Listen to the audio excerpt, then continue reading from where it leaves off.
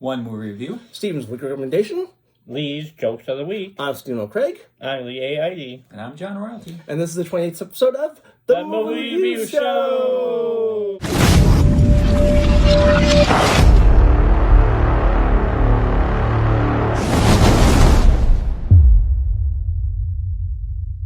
We have a special guest on our show today, John Royalty. John's been in two of our episodes, both the Star Wars episodes. John, can you tell us a little bit about yourself? First of all, I do really like movies. I really like being outside. I'm really excited that spring's coming. And one thing I really enjoy doing is being invited as a guest in the review show. Thanks, John. We enjoy having you on the show. Thanks for having me. Big time. So, Lee, what is the movie review show? Well, it's when Steve and I, in this case John, go see a new movie and then we review it. We use a popcorn rating system, 1 to 10 popcorn. 1 popcorn being the worst and 10 popcorn being the best. All right, and today's movie is an even darker version of the already dark, mysterious, and enigmatic superhero. And it combines elements of horror, drama, suspense, and murder mysteries. And at just short of 3 hours, it's easily the longest movie in the franchise history. And it's The Batman. And here's a trailer.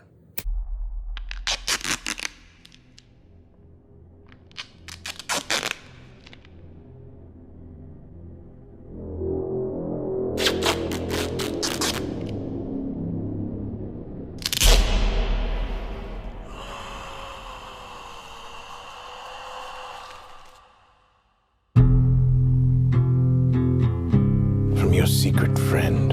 Underneath the bridge, Who? Topper sprung a leak, and the animals I've trapped Haven't a clue. all become my pet. Let's play a game. Just me and you. Any of this mean anything to you?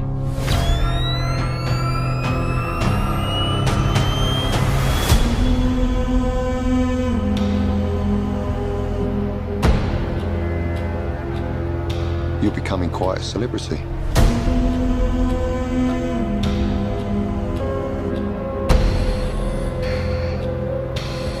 Why is he writing to you?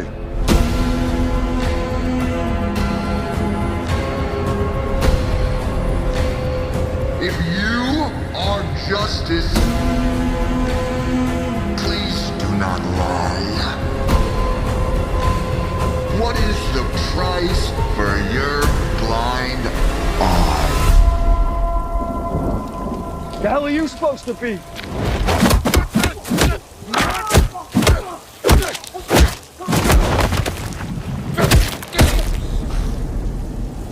I'm vengeance.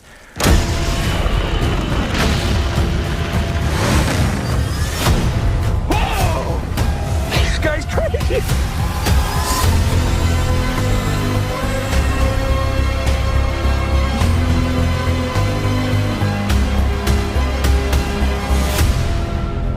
You're part of this too. How am I part of it? You'll see.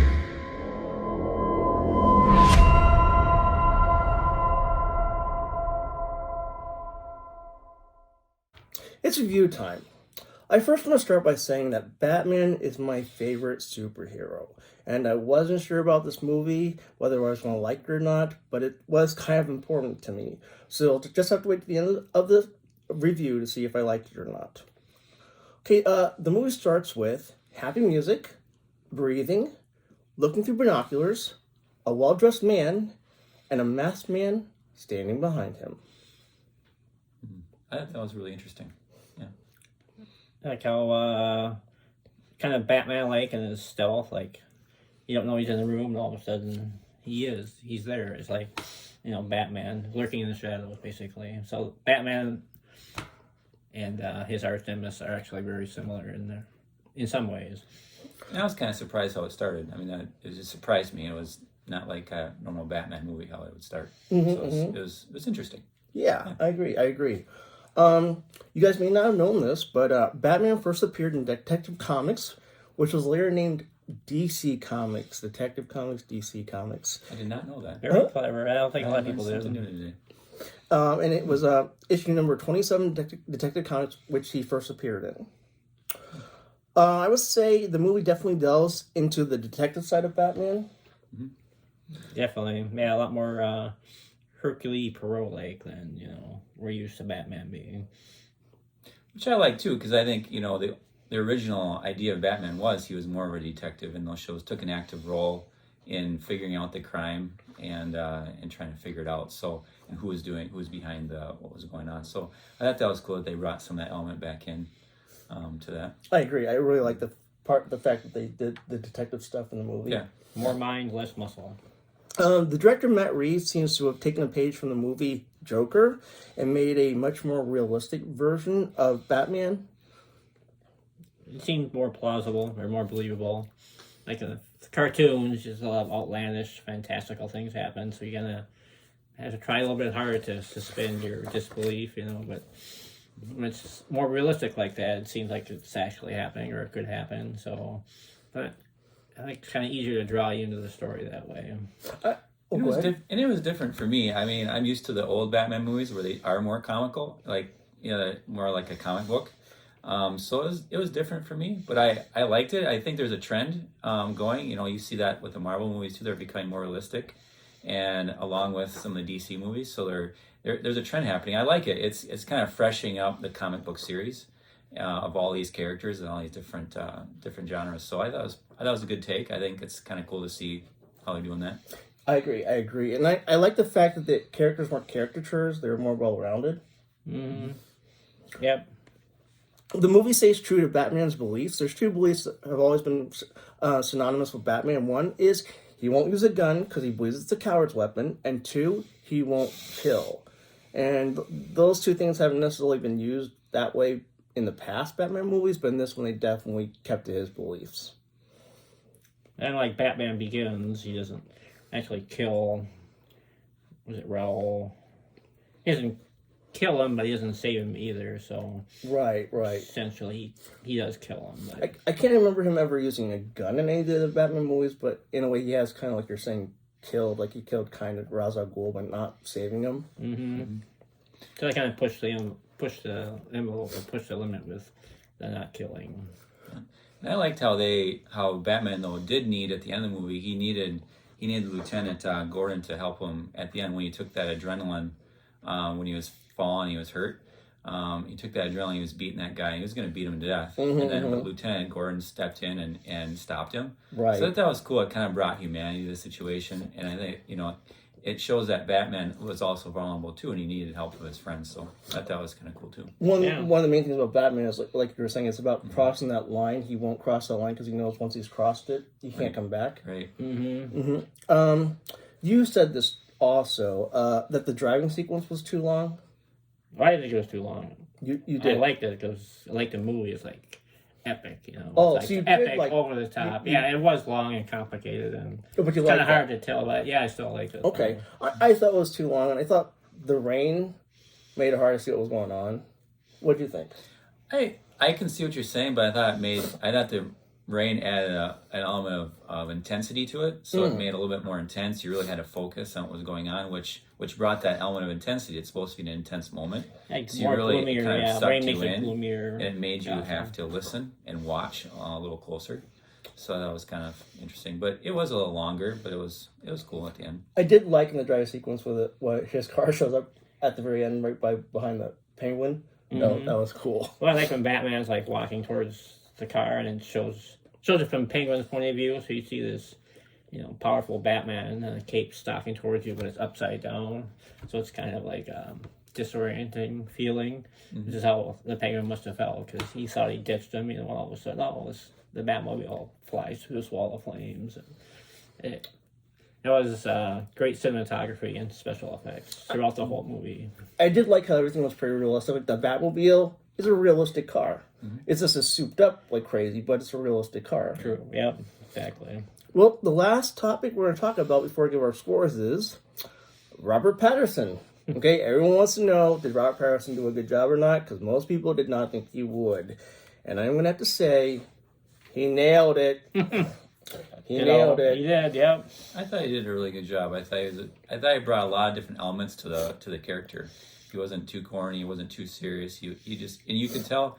I think he brought out a lot of a lot of humanity to the character too. Like you could tell he struggled with things, and so that was pretty Yeah, cool. it had the haunted feeling or the haunted look or whatever, and not the playboy billionaire Right. persona that we're used to seeing in Batman movies.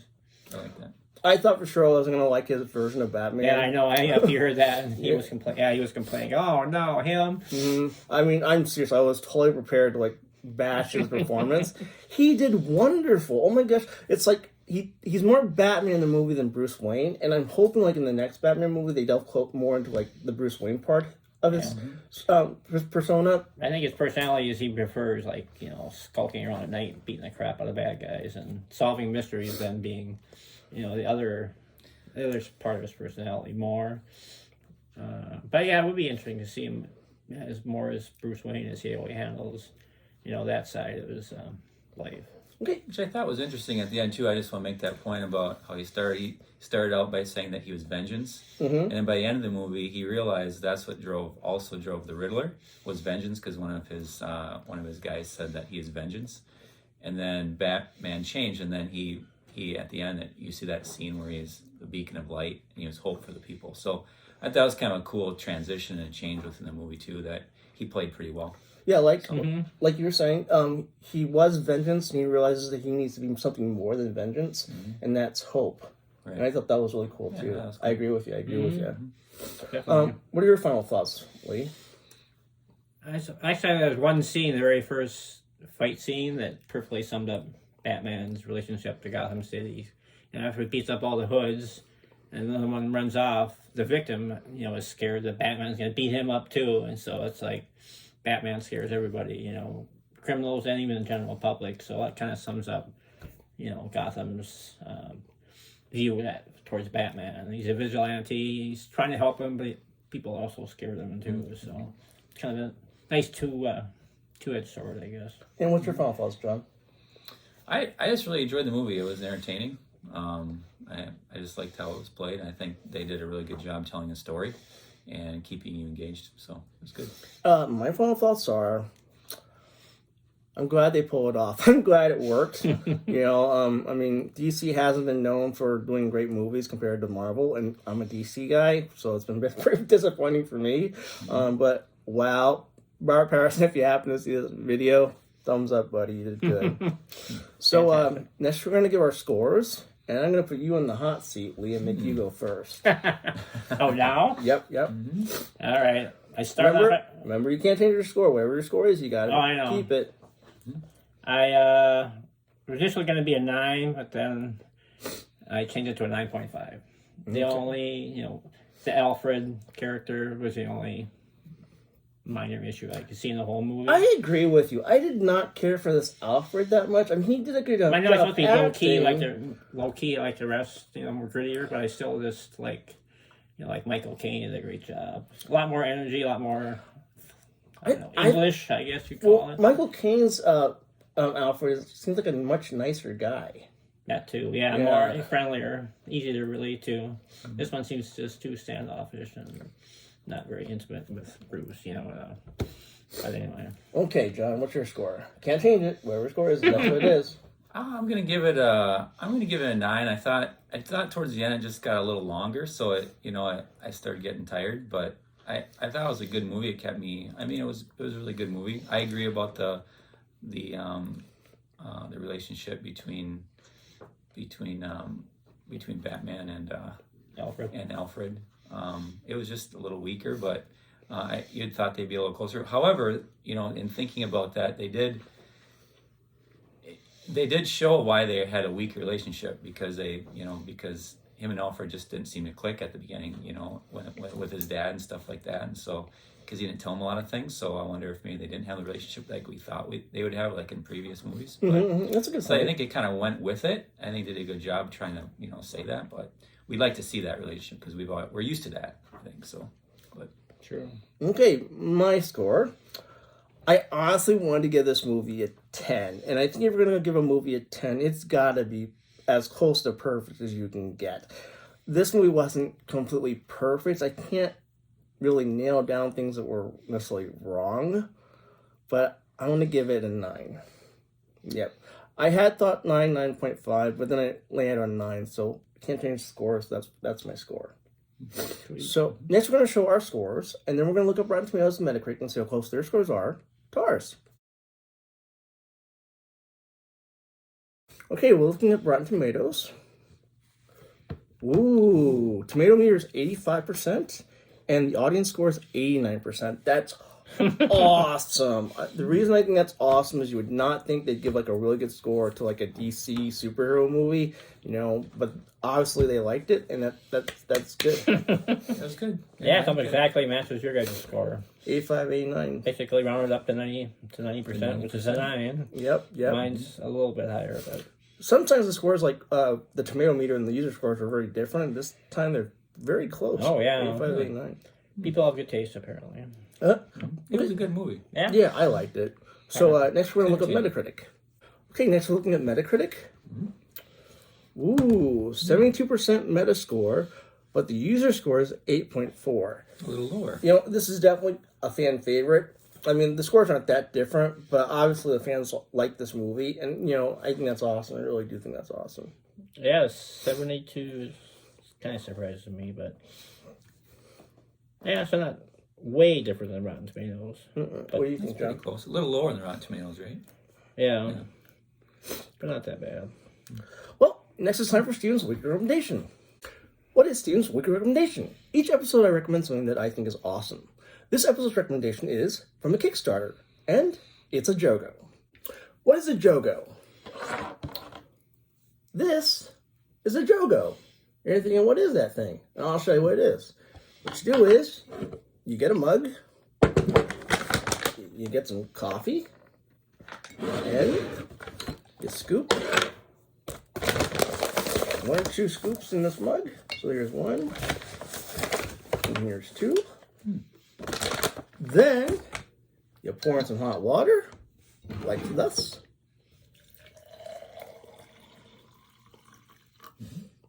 And you take your JoGo, stir it, and then you drink. It's that easy. And the thing is, you would think this wouldn't work. You would think you're going to get all these like grains of coffee in your teeth and stuff. You don't get any grains at all. It's awesome. I use this all the time. I have a Keurig, but I've actually stopped using the Keurig because I use this all the time instead because it's so much faster and it tastes awesome. I don't know what it is. I think it's because it's so condensed with the water and coffee together. It just tastes really, really good. So that's my weekly recommendation. If you want to buy one, and number one, just so you know, we're not sponsored by anybody, no one. So this is not a sponsorship. But if you want to get one, go to jogostraw.com. I highly recommend it. And that's the end of Steven's weekly recommendation. Next, it's the end of the show, so it's time for Lee's Jokes of the Week. Are you ready? It's time for Lee's Jokes of the Week. This week is actually 5 jokes and 5 riddles in honor of the arch nemesis. So, first we'll start with the jokes. Why does Batman dislike Mr. Freeze? I don't know. He almost gives him the cold shoulder. Oh. What do you call an injured Batman? I don't know. Bruised Wayne. Bruce Wayne. I like that one, actually. What does it call when Bruce Wayne forgets to pay the electric bill? I don't know. A Dark Knight. What's Batman's favorite drink? I don't know. Vigilante. I like that one. I like that one. Last of the Batman jokes. Does Netflix have Batman Forever? No.